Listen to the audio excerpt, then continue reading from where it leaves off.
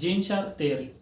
ఒక దేశంలో ప్రజాస్వామ్యబద్ధంగా ఎన్నికైన ఏ ప్రభుత్వాన్నైనా కూల్చాలంటే ఈ జీన్ షార్ప్ థియరీని పకడ్బందీగా అమలు చేస్తే చాలు.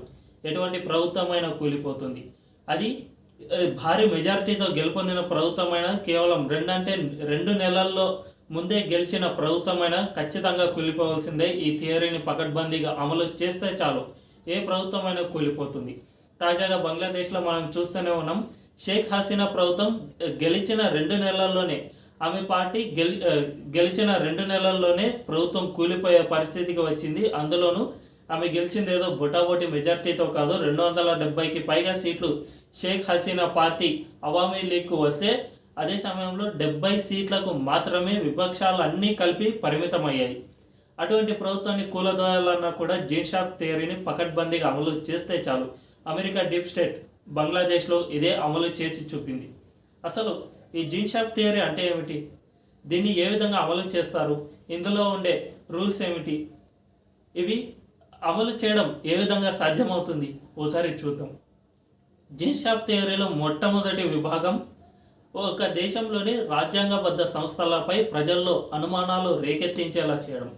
ఈడీ, సిబిఐ, ఎన్నికల సంఘం, ఆర్మీ ఇటువంటి వాటిపై మన దేశంలో అనుమానాలు రేకెత్తిస్తూనే ఉన్నారు. ఈడీ, సిబిఐలు ప్రభుత్వం చేతిలో పప్పెట్లుగా మారిపోయాయి.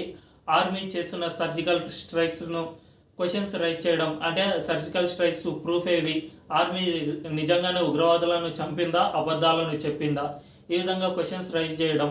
ఎన్నికల సంఘం నిర్వహించిన ఎన్నికలను అవి అబద్ధాలని చెప్పడం, అంటే ఎన్నికల్లో రిగ్గింగ్ జరిగి ప్రభుత్వం గెలుపొందిందే కానీ రిగ్గింగ్ జరగకపోయి ఉంటే మేము గెలుపొందే వాళ్ళము అని చెప్పడం. ఇటువంటి అనుమానాలను రేకెత్తించడం జీన్ షార్ప్ థియరీలోని మొట్టమొదటి విభాగం. ఇక రెండవది, దేశంలో ఏ ప్రభుత్వం అధికారంలో ఉన్నా కూడా దాన్ని డిక్టేటర్షిప్ అని ముద్ర వేయడం. అంటే దేశంలో అధికారంలో ఉన్న వ్యక్తిని, ప్రజలు ఎన్నుకోబడిన వ్యక్తిని ఒక నియంత అని ప్రజల్లో క్రియేట్ చేయడం. ప్రస్తుతం మనమందరం చూస్తూనే ఉన్నాం. నరేంద్ర మోదీ ఒక నియంత. మోదీ కనుక ఈసారి గెలిస్తే నెక్స్ట్ టర్మ్ ఇక రాజ్యాంగం రద్దు చేస్తారు, దేశంలో ఎన్నికలు ఉండవు అని మనం లోక్సభ ఎన్నికల ముందు ఇటువంటి వ్యాఖ్యలు ఎన్నో విన్నాం. సేమ్ ఇదే విధంగానే బంగ్లాదేశ్లో కూడా షేక్ హసీనాను డిక్టేటర్షిప్ అని అన్నారు. ఆమె మరోసారి ఎన్నికల్లో గెలిస్తే ఇక దేశంలో ఎన్నికలు అనేవి ఉండవు అని అన్నారు. అదే సమయంలో ఆమె డిక్టేటర్షిప్ కాబట్టే దేశంలో ఎన్నికలు కూడా పకడ్బందీగా జరగలేదు, ఎన్నికల్లో రిగ్గింగ్ జరిగింది అని కూడా అన్నారు. ఈ విషయాన్ని అమెరికానే డైరెక్ట్గానే ప్రస్తావించింది. బంగ్లాదేశ్లో ఎన్నికల ప్రక్రియ సజావుగా సాగడం లేదు, దీన్ని మేము అనుమానిస్తున్నాము అని అమెరికా కూడా చెప్పింది. ఇక మూడో విభాగం, ఆ దేశంలో ఏ చట్టం తీసుకువచ్చినా దాన్ని వ్యతిరేకించడం. అది మైనార్టీలకు కానీ, అంటే దేశంలో మైనార్టీలు కనుక వీరి భావజాలానికి అనుకూలంగా ఉంటే ప్రతి ఒక్కదాన్ని మైనార్టీలకు వ్యతిరేకమని చెప్పడం. మన దేశంలో మనం చూస్తూనే ఉన్నాం. సిఏఏ కానీ, రైతు ఉద్యమాలు కానీ, వక్ఫ్ బోర్డు చట్టంలోని నిబంధనల సవరణలో కానీ ఇటువంటివన్నీ. అదే సమయంలో ప్రతి ఒక్క చట్టాన్ని మోదీ ప్రభుత్వం ఏ చట్టాన్ని తీసుకువచ్చినా కూడా అది యాంటీ మైనార్టీ అనే ముద్ర వేయడం మొదలుపెట్టారు. షాహీన్ బాగ్ అల్లర్లు మనం చూసాం. రైతు ఉద్యమాల్లో చాలామంది మైనార్టీలు సపోర్ట్ చేయడం చూసాం. సో ఇటువంటి వాటన్నిటిని దేశంలో ఏ ఒక్క చట్టాన్ని తీసుకువచ్చినా చివరికి అందరికీ వర్తించే 3 క్రిమినల్ లాస్ను తీసుకువచ్చినా కూడా ఇది ముస్లింలకు వ్యతిరేకమని ప్రచారం చేయడం మొదలుపెట్టాయి కొన్ని విపక్షాలు. సో ఇది జీన్ షార్ప్ థియరీలోని మూడవ విభాగం. ఇక నాలుగవ విభాగం, దేశంలో స్ట్రీట్ ఫైట్ను మొదలు పెట్టడం. ఈ స్ట్రీట్ ఫైట్ అంటే ఏమిటి? ఏదో ఒకటి దేశంలో ప్రభుత్వం తీసుకువచ్చిన చట్టము కానీ, లేదంటే సుప్రీంకోర్టులో ఇచ్చిన తీర్పులను కానీ ఏదో ఒకటి సాకులు లేవనైతే, అంటే ప్రతి దాంట్లో నెగిటివిటీని తీసుకువచ్చే అవకాశం ఉంది. షాహీన్ బాగ్ అల్లర్లు కానీ, రైతు ఉద్యమాలు కానీ ఈ విధంగానే జరిగాయి. దేశానికి ఉపయోగపడే ఏ ఒక్క చట్టాన్ని కూడా వీరు సహించరు. ఇది పూర్తిగా యాంటీ మైనారిటీ అనడం, ప్రజలకు వ్యతిరేకమని చెప్పడం, ఈ విధంగా ప్రజలను రెచ్చగొట్టి స్ట్రీట్ ఫైట్ చేసే విధంగా వీరిని ప్రోత్సహించడం. స్ట్రీట్ ఫైట్ అంటే ఏమీ లేదు. చాలామంది ప్రజలు వచ్చి ఒక చోట ఉండి అక్కడ ఉన్న రహదారులన్నిటినీ దిగ్బంధనం చేయడం. షాహీన్ బాగ్లో చూసాం, మనం రైతు ఉద్యమాల్లో చూసాం. సో ఇదే విధంగా ఇక బంగ్లాదేశ్లో అయితే చిన్న దేశం కాబట్టి మొత్తం విద్యార్థి లోకాన్ని ప్రభుత్వానికి వ్యతిరేకంగా ఉసిగొల్పారు. చాలామంది రోడ్లపైకి వచ్చి ధర్నాలు చేయడం, నిరసనలు చేపట్టడం, ఇక ఏది వస్తే అది ప్రభుత్వ ఆస్తులు ధ్వంసం చేయడం, ప్రభుత్వానికి వ్యతిరేకంగా నినదించడం, హత్యలు, లూటీలు, అక్కడ మైనారిటీలైన హిందువులపై ఎన్ని హత్యలు మానభంగాలు చేశారో చెప్పనక్కర్లేదు. హిందూ కార్పొరేటర్లను కూడా చంపారు. కాబట్టి ఈ స్ట్రీట్ ఫైట్ అనేది చాలా భయంకరమైనది. స్ట్రీట్ ఫైట్ కనుక ఒక్కసారి మొదలైందంటే ఆ స్ట్రీట్ ఫైట్ ఎక్కడి వరకు వెళ్తుందంటే ఒక ప్రభుత్వం కూలిపోయే వరకు ఈ స్ట్రీట్ ఫైట్ వెళ్తూనే ఉంటుంది. మోదీ ఈ స్ట్రీట్ ఫైట్ను ముందే గ్రహించారు. కాబట్టి షహీన్బాగ్ అల్లర్ల సమయంలో మోదీకి తెలుసు ఈ అల్లర్లు ఇంతకంటే ఎక్కువ కొనసాగవు అని. అదే సమయంలో మన అదృష్టమో ఏమో తెలియదు కానీ షహీన్బాగ్ అల్లర్ల సమయంలో కరోనా రావడంతో వారందరినీ ఖాళీ చేయించాల్సి వచ్చింది. ఏదైతే సుప్రీంకోర్టు వారందరినీ వెకెట్ చేయమని చెప్పడంతో వీళ్ళంతా బయటికి వెకెట్ చేసేసారు. కాబట్టి అప్పటికి షహీన్బాగ్ అల్లర్లు ఆగిపోయాయి. కానీ రైతు ఉద్యమాలు అలా కాదు.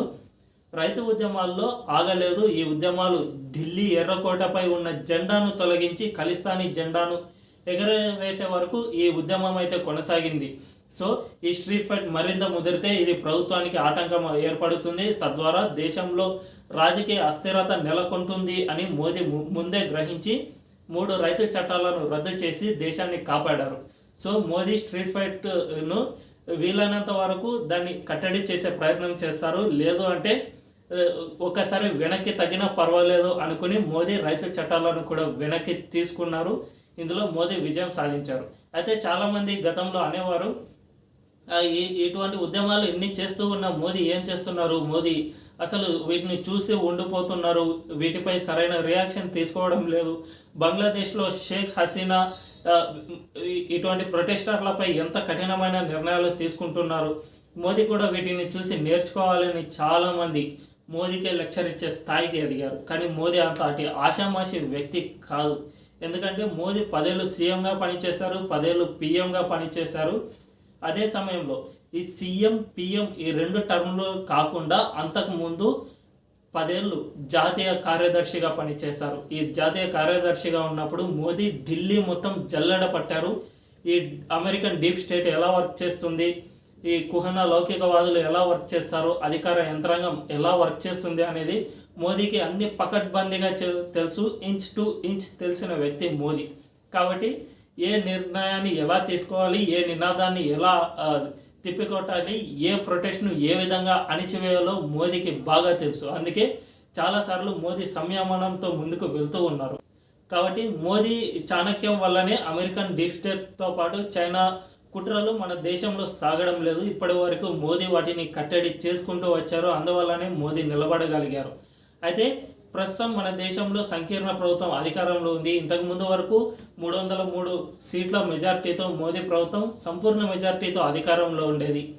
అదేవిధంగా మన చుట్టుపక్కల దేశాల్లో కొన్ని మనకు అనుకూలమైన ప్రభుత్వాలు ఉండేవి.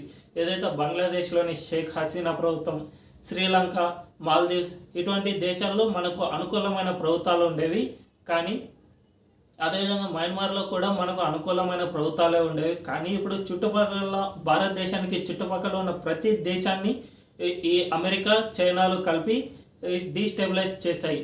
మొదటిసారిగా ఆఫ్ఘనిస్తాన్, ఆ తర్వాత శ్రీలంక, తర్వాత మాల్దీవ్స్, మయన్మార్, ఇప్పుడు తాజాగా బంగ్లాదేశ్లో కూడా ప్రభుత్వం పడిపోయింది, ఆర్మీ పాలన వచ్చింది. సో మన దేశం చుట్టుపక్కల మన దేశంతో ఏ దేశం అయితే బోర్డర్ను షేర్ చేసుకుంటున్నాయో ఆ దేశాలన్నీ ఇప్పుడు మనకు వ్యతిరేకంగా తయారు కావడంలో అమెరికా, చైనా బాగా కుట్రలు పన్ని విజయం సాధించాయి. ఇక నెక్స్ట్ వీరి టార్గెట్ భారతదేశమే.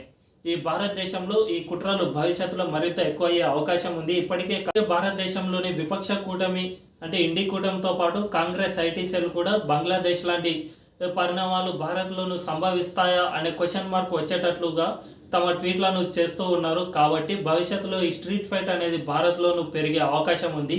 దీన్ని మోదీతో పాటు మనందరం అడ్డుకోవాల్సిన అవసరం ఎంతైనా ఉంది.